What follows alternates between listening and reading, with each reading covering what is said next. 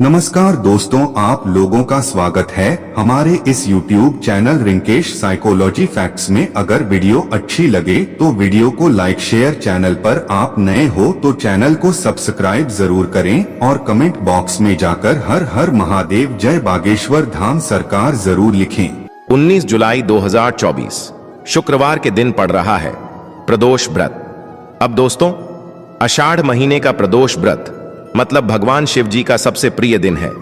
तो भाई, इस दिन की महत्वता बहुत ही ज्यादा बढ़ जाती है। और दोस्तों, इसी दिन किया जाने वाला पंडित जी द्वारा बताया गया 5 कनेर के फूल वाले उपाय भी है, जो कि दोस्तों बहुत सारे लोग पहले कर चुके हैं, पर कुछ समय से यह वाला उपाय लोग भूल चुके हैं।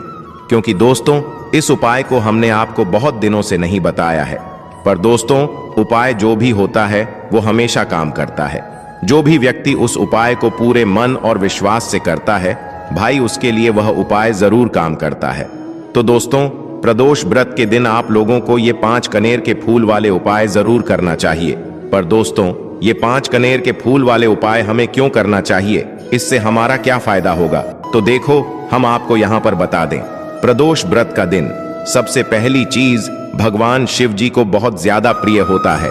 उसकी बहुत ही बड़ी और विशेष महत्वता होती है। उस दिन आप यह समझ सकते हो कि उस दिन आप भगवान शिव जी को बहुत आसानी से प्रसन्न कर सकते हो। अब प्रसन्न कैसे करोगे, उसके लिए आपको कुछ ना कुछ तो करना पड़ेगा। तो उसी में से दोस्तों एक उपाय है जो कि 5 कनेर के फूल वाले उपाय है। दोस्तों, 5 कनेर के फूल वाले उपाय हम जब करते हैं, जब हमारी किसी भी प्रकार की कोई मनोकामना होती है जो कि लंबे समय से पूर्ण नहीं हो रही होती है और उससे हमें पूर्ण करना होता है। अगर आप लोग भी इस उपाय को प्रदोष व्रत के दिन करना चाहते हैं तो आप इस उपाय को पहले अच्छे से समझ लेना, सुन लेना, उसके बाद करना। आपको इस उपाय का फल जरूर मिलेगा। और इस उपाय को करने से आपके घर में चाहे किसी भी प्रकार की दुख और समस्या क्यों ना चल रही हो, आपको उसका कारण भी नहीं पता है कि भाई यह समस्या किस कारण से चल रही है। उसका कुछ भी कारण हो सकता है, जैसे पितृदोष हो सकता है या किसी भी तरह का मंगल दोष भी हो सकता है, और भी बहुत तरह के दोष होते हैं, कुछ भी हो सकता है। पर आपको इस उपाय को करने के लिए अपने दोष को पता लगाने की भी जरूरत नहीं है। प्रदोष व्रत के दिन इस 5 कनेर के फूल वाले उपाय को आप लोगों को कर लेना है। दोस्तों, अब हम समझते हैं इस वाले उपाय को हमें करना किस समय है। तो सबसे पहली बात दोस्तों, हम समझते हैं कि ये 5 कनेर के फूल वाला उपाय करना किसको है। तो देखिए, यहां पर सीधी सी बात है कि ये 5 कनेर के फूल वाला जो उपाय है, ये किस लिए किया जा रहा है। यह मनोकामना को पूर्ण करने के लिए किया जा रहा है, या आपके जीवन में जो दुख और परेशानियां हैं उनको दूर करने के लिए किया जा रहा है, या आपका कोई बड़ा काम है जो कि नहीं हो पा रहा है, आप उसके लिए इस उपाय को कर सकते हो। तो सीधी सी बात यह है कि आप अपनी किसी भी प्रकार की मनोकामना के लिए इस वाले उपाय को कर सकते हो। तो यह उपाय वह व्यक्ति कर सकता है जिस व्यक्ति को अपनी किसी भी प्रकार की मनोकामना भगवान शिव जी से पूर्ण करवानी हो। और अगर कोई भी माताएं बहनें जो है अपने घर की सुख और शांति के लिए, घर में धन समृद्धि को बढ़ाने के लिए वाला उपाय करना चाहती हैं, तो घर की जो बड़ी माताएं बहनें होंगी वह इस 5 कनेर के फूल वाले उपाय को विशेष रूप से करें। क्योंकि माताएं बहनें घर की लक्ष्मी होती हैं, और जब घर की लक्ष्मी कोई विशेष उपाय करती है तो उसका फल ही बहुत जल्दी मिल जाता है और बहुत बड़ा होकर मिलता है। अन्यथा इस उपाय को कोई भी व्यक्ति कर सकता है, चाहे वह बड़ा हो, चाहे वो छोटा हो, चाहे वह बच्चा हो। जिस व्यक्ति को ये 5 कनेर के फूल वाला उपाय समझ आ गया, वह व्यक्ति इस 5 कनेर के फूल वाले उपाय को प्रदोष व्रत के दिन जरूर करें, क्योंकि उसको इस उपाय को फल बहुत ही जल्दी मिल जाएगा। क्योंकि प्रदोष व्रत के दिन भगवान शिव जी बहुत आसानी से प्रसन्न हो जाते हैं। तो आइए अब हम समझते हैं कि इस 5 कनेर के फूल वाले उपाय को आपको करना कैसे है, और इस उपाय को करने का जो समय है वो क्या है। तो देखिए, इस प्रदोष व्रत के दिन किए जाने वाले ये 5 कनेर के फूल वाला जो उपाय है, यह मुख्य रूप से सुबह के समय होगा। किस समय होगा? सुबह के समय होगा। आपको कोशिश यही करनी है कि सुबह के समय हम इस 5 कनेर के फूल वाले उपाय को कर लें। पर किसी कारणवश अगर आप सुबह इस उपाय को न कर पाओ, आपको कहीं काम से जाना हो या किसी और काम की वजह से आप उपाय को ना कर पाओ तो आपके पास फिर दूसरा मौका रहेगा, जो कि शाम के समय का रहेगा, प्रदोष काल का रहेगा। अब भाई, प्रदोष काल का समय भी एक बहुत ही लोगों के मन में प्रश्न बन जाता है कि भाई यह समय होता कब है, कितने बजे से लेकर कितने बजे के का यह समय होता है, ताकि हमें उपाय के लिए जो है करने का समय पता लग जाए। तो हम आपको बता दें, प्रदोष काल का जो एक समय होता है, शाम का समय, वो होता है शाम के 6 बजे से लेकर शाम के 7 बजे के बीच का। इस समय के बीच में आप उपाय को करेंगे तो आपको उस उपाय का जरूर फल मिलेगा। तो शाम के 6 बजे से लेकर शाम के 7 बजे के बीच में आप लोग इस 5 कनेर की फूल वाले उपाय को कर सकते हो। तो भैया बहुत सारे लोग यहाँ पर ये प्रश्न भी जरूर करेंगे कि भाई हम तो नौकरी पे जाते हैं, हम अपनी ड्यूटी पे जाते हैं और आने में हमें देर हो जाती है, तो उस जगह पर हमें क्या करना चाहिए। तो देखिए, उन लोगों को भी टेंशन लेने की जरूरत नहीं है। अगर आप लोग इस उपाय को शाम के समय प्रदोष काल में कर रहे हैं और अगर आप आने में देरी भी हो जाती है, आपको आने में 7 बजे तक आप नहीं पहुंच पाते हो, तो भाई आप 7 या रात 8 बजे तक भी अगर उपाय को करोगे तो भी चल जाएगा। और अगर इससे भी थोड़ा देर हो जाती तो भी आप उपाय को कर सकते हो, क्योंकि प्रदोष व्रत का दिन है, यह दिन बहुत ही कम आता है पूरे साल भर में। इसलिए जब आपको मौका मिल जाए, जब आप इस उपाय को जरूर कर लेना। कोई भी उपाय हो आप कभी भी कर सकते हो प्रदोष व्रत के दिन। बस कोशिश करना कि समय के थोड़ा मतलब अंतर्गत ही कर लो, पर किसी कारणवश अगर ना कर पाओ तो फिर आप थोड़ा देरी से भी कर सकते हो। आपको उपाय का फल जरूर मिलेगा, क्योंकि भगवान शिव विजन बहुत ज्यादा प्रसन्न होते हैं सभी भक्त गणों से जो उनको प्रसन्न करते हैं। तो अब हम यहाँ पर समझते हैं कि आपको उपाय कैसे करना है। सबसे पहली चीज दोस्तों, ये जो उपाय है ये 5 कनेर के फूल वाला उपाय है। तो सीधी सी बात है, इस उपाय में हमें 5 कनेर के फूल तो लेने ही लेने पड़ेंगे। अब यहाँ पर एक सबसे बड़ी गलती होती है जो कि आप उपाय में करते हो और आपको पता भी नहीं लगता है, जो कि हम आपको बताते हैं। देखिए, जो आप 5 कनेर के फूल लेकर आओगे, सबसे पहले तो कनेर का फूल आप लोगों को पता होगा कि कैसा होता है। हम आपको जब भी बता देते हैं, कनेर के फूल वो होते हैं जो कि पीले कलर के होते हैं, लंबे लंबे से होते हैं। आप लोगों ने देखे भी होंगे, आप लोगों ने जो थंबनेल में फूल देखा हुआ था वही कनेर का फूल होता है। तो आप लोगों को वैसे ही 5 कनेर के फूल लेकर आने हैं। ये कनेर के फूल आप लोगों को बहुत आसानी से मिल जाते हैं, बस आपको इसका पेड़ ढूंढना होता है और बहुत सारे फूल उसमें लगे हुए होते हैं, कुछ भी कमी नहीं होती है। बस दोस्तों, आपको यहाँ पर ध्यान इस बात का रखना है कि अगर ये 5 कनेर के फूल जो है, मतलब कनेर के फूल का पेड़ जो है कहीं बाहर लगा हुआ है, वो किसी के अंडर में नहीं लगा हुआ है, किसी का वो पेड़ नहीं है, तो आप बिना पूछे जो है वह कनेर के फूल तोड़कर ला सकते हो। पर अगर कोई सा कनेर का पेड़ किसी के घर के अंदर लगा हुआ है और आपको वह कनेर के फूल उसके घर के अंदर से चाहिए, तो भाई उससे पहले पूछना कि भाई हम जो है आपके पेड़ में से 5 कनेर के फूल ले लें या कनेर के फूल ले लें। भाई पहले उससे पूछना, क्योंकि ये वाले जो 5 कनेर के फूल आप लोग ले रहे हो, ये उपाय के लिए ले रहे हो। और भगवान शिव जी को उपाय जब हम करते हैं तो भाई पूर्ण रूप से जो है हम पूरे विधि विधान से करते हैं। तो इसलिए अगर आप किसी के घर में के अंदर जो पेड़ लगा हुआ है कनेर का, उस पेड़ से अगर ये फूल ले रहे हो, तो भाई पहले उस घर के मुखिया से पूछ लेना कि हम आपके पेड़ से कनेर के फूल ले लें। अगर वो हाँ कह देता है तो भाई उसके बाद आप उसके पेड़ से 5 कनेर के फूल ले लेना। अगर कोई कनेर का पेड़ जो है ऐसे ही बाहर लगा हुआ है, खुले में लगा हुआ है, उस पर किसी का भी कब्जा नहीं है, तो वो आप जो है बिना पूछे भी उस पेड़ में से तोड़ सकते हो। पर किसी के घर के अंदर लगा हुआ है तो उससे सकर ही 5 कनेर के फूल उसके पेड़ में से लेना। अब आपके पास 5 कनेर के फूल भी आ चुके हैं। अब दोस्तों, कनेर के फूल के साथ में क्या हमें सीधा उपाय करना है या कुछ सामग्री भी लेकर जाना है? तो देखो, कोई भी उपाय जब हम करते हैं तो सीधा हम उपाय जाकर नहीं करते हैं, उससे पहले हम भगवान शिव जी की पूजन अर्चना भी करते हैं। तो देखो, अगर यह उपाय आप सुबह के समय कर रहे हो, प्रातः काल कर रहे हो, तो आप लोगों को अपने साथ में कम से कम 1 लोटा जल तो जरूर लेकर जाना ही जाना है। प्रदोष व्रत का दिन रहेगा, वैसे ही माताएं बहनें अपनी पूजन सामग्री लेकर जाएंगी, तो उन लोगों के लिए कोई दिक्कत नहीं है जो प्रतिदिन शिव जी के मंदिर जाते हैं या प्रदोष व्रत के दिन अपनी पूरी पूजन सामग्री लेकर जाएंगे। भाई वो वैसे के वैसे ही लेकर जाएं, ये बात उनके लिए है जो कुछ भी लेकर नहीं जाएंगे। भाई वो बस एक लोटा जल तो जरूर लेकर जाएं, अगर वह इस उपाय को 5 कनेर के फूल वाले उपाय को कर रहे हैं। उसी के बाद में दोस्तों शाम के समय की बात करें तो भाई शाम के समय अगर आप लोग इस 5 कनेर के फूल वाले उपाय को कर रहे हो तो अपने साथ में एक गोल बाती का घी का दीपक जरूर लेकर जाना। जो घी का दीपक लोगे वो आटे का होना चाहिए। आटे का होने के साथ में उसके अंदर गोल बाती रखा आएगी। वो गोल बाती आप अपने हाथों से बनाओगे तो ज्यादा बेहतर होगा। साथ ही में उस दीपक के अंदर जो मतलब चीज डलेगी वो डालेगी शुद्ध देसी गाय का घी। उसके अंदर शुद्ध देसी गाय का घी ही डालना, ना भैंस का डालना, ना मिलावटी बाजार का घी डालना। इस बात का भी आप लोग ध्यान रखना। अगर आपको उपाय का पूर्ण फल चाहिए तो भाई करना क्या है, देखो सुबह अगर उपाय कर रहे हो ना तो अगर 12 बजे तक भी उपाय करोगे तो भी कोई दिक्कत वाली बात नहीं है, कर सकते हो। प्रदोष व्रत का दिन बार बार नहीं आता है, आपको पहुंचना है। सबसे पहले तो अपने घर के पास में जो शिव मंदिर हो, शिवालय हो, जहां पर शिवलिंग विराजित हो, वहां पर आप लोगों को पहुंच जाना है। अब वहां पर पहुंच करके सीधा हमें जाकर उपाय करने लग जाना है।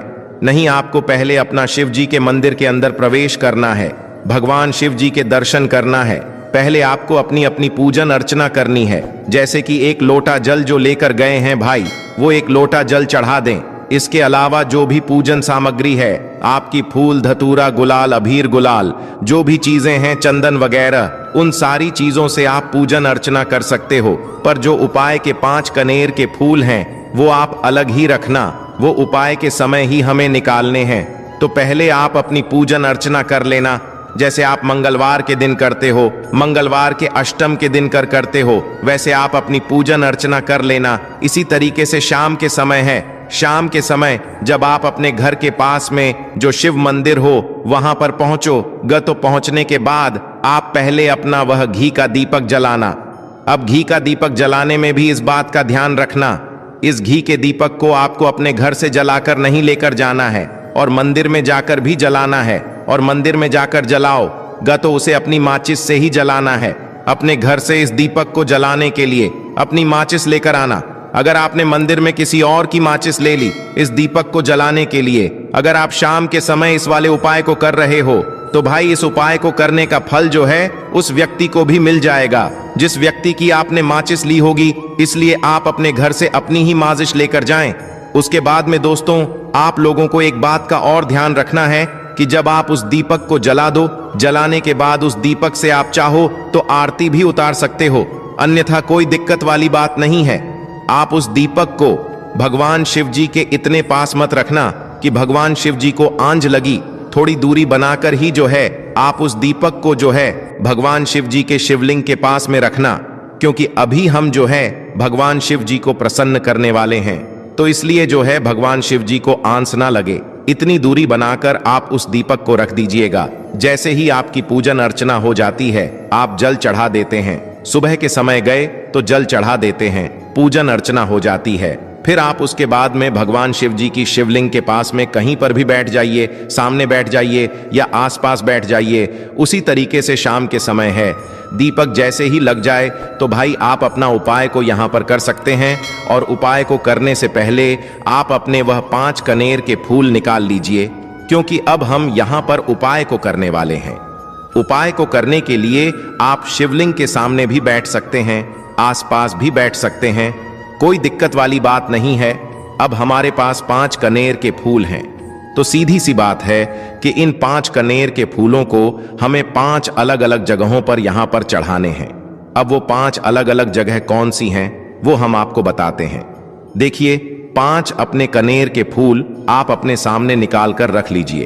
अब 5 कनेर के फूल में से सबसे पहला वाला कनेर का फूल आप लोग उठाइए और पहले वाले कनेर के फूल आपको कहां पर चढ़ाना है वो आपको चढ़ाना है भगवान शिव जी की शिवलिंग के ऊपर। जो गणेश जी वाला स्थान होता है वहां पर अब भगवान शिव जी के शिवलिंग के ऊपर गणेश जी वाला स्थान कहां पर होता है? भगवान शिव जी की शिवलिंग होती है, शिवलिंग की जलाधारी होती है। जलाधारी का जो राइट हैंड साइड होगा, मतलब शिवलिंग की तरफ से खड़े होकर देखना कि भगवान शिव जी का सीधा हाथ कौन सा है, राइट हैंड साइड कौन सा है। उस राइट हैंड साइड पर आपको ये पहले नंबर का कनेर का फूल समर्पित करना है और जो फूल का खिला हुआ भाग होगा ना, वो शिवलिंग की तरफ करके ही आप लोग जो है इस पहले नंबर के फूल को भगवान गणेश जी वाले स्थान पर समर्पित करना, जलाधारी के राइट हैंड साइड पर। अब दोस्तों निकाल लेना अपना दूसरे नंबर का कनेर का फूल। अब दूसरे नंबर के कनेर के फूल को आपको कहां पर समर्पित करना है, या आपको समर्पित करना है भगवान कार्तिकेय जी वाले स्थान पर। अब गणेश जी वाला स्थान राइट हैंड साइड पर होता है, तो कार्तिकेय जी वाला स्थान लेफ्ट हैंड साइड पे होता है, जलाधारी के ऊपर है। तो जलाधारी के ऊपर जो लेफ्ट हैंड साइड का जो हिस्सा है वहां पर कार्तिकी जी के स्थान है।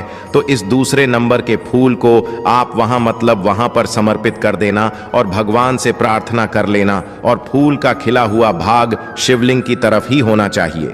अब बात आती है तीसरे कनेर के फूल की। तो तीसरे कनेर के फूल को भी आपको लेना है और इस तीसरे कनेर के फूल को आपको माता अशोक चंद्र जी वाले स्थान पर समर्पित करना है। अब ये माता अशोक चंद्र जी का स्थान कहां पर होता है दोस्तों? ये जो स्थान होता है ये जलाधारी के बिल्कुल बीचों बीच में होता है। आपने पहला फूल भगवान गणेश जी वाले स्थान पर चढ़ाया, दूसरा फूल कार्तिकी जी वाले स्थान पर चढ़ाया। अब ये तीसरा फूल जो है इन दोनों फूलों के बीचों बीच चढ़ेगा, मतलब जहां पर माता अशोक सुंदर जी का स्थान होता है, खिला हुआ भाग शिवलिंग की तरफ करके ही जो है इस तीसरे नंबर के फूल को आप समर्पित कर देना माता असक चंदी वाले स्थान पर। अब बात आती है चौथे नंबर के फूल की। तो दोस्तों जो चौथे नंबर का फूल होगा ये आप लोगों को कहां पर समर्पित करना है? ये आप लोगों को समर्पित करना है भगवान शिव जी की शिवलिंग के ऊपर जो एक पात्र टंगा हुआ होता है, जिससे बूंद बूंद करके जल टपकता है, जिसके अंदर शिव जी की 5 बेटियों का स्थान होता है, जया विष हरा शामली बारी दौतली और देव। उस पात्र के अंदर जो है आप लोगों को क्या करना है, ये चौथे नंबर के फूल को समर्पित करना है। अगर किसी कारणवश आपका वह पात्र जो है शिवलिंग के ऊपर जो पात्र टंग होता है जिससे बूंद बूंद करके जल टपकता है, वह पात्र उपस्थित ना हो, तो वह आपको क्या करना है कि शिव जी की 5 बेटियों का नाम लेकर जया विष हरा शामली बारी दौतली और देव का नाम लेकर जो है इस चौथे नंबर के फूल को आपको जलाधारी के ऊपर ही कटी शिवलिंग का जो कटी भाग होता है, मतलब जलाधारी के ऊपर ही जो भाग होता है वहां पर समर्पित कर देना इस चौथे नंबर के फूल को। उसके बाद में दोस्तों बात करते हैं आखिरी नंबर के 5वें नंबर के फूल को, जो कि आखिरी फूल है हमारा। इस 5वें नंबर के फूल को आपको क्या करना है, अगर आपके मतलब जिस मंदिर में आप गए हो वहां पर अगर त्रिशूल लगा हुआ है तो भाई त्रिशूल का एक मध्य भाग होगा जहां से वो त्रिशूल के 3 भाग निकले हुए होंगे।